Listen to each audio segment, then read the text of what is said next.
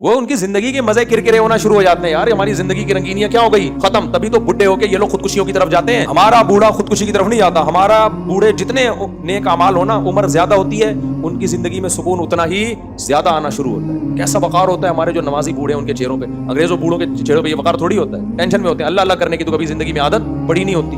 تو مخلوق سر پہ سوار ہوتی ہے, مخلوق لفٹ کرانے کے لیے تیار ہوتی نہیں. تو اس لیے میرے بھائی گناہوں سے دور بھاگنے میں ہی عافیت ہے. تبھی اللہ تعالیٰ کہتے ہیں جو اللہ سے نہیں ڈرتا وہ اپنی جان کا نقصان کرتا ہے, اپنی جان پہ ظلم. تو اپنے بچوں سے سکون چاہتے ہو, نیک بناؤ, نمازی بناؤ ان کو.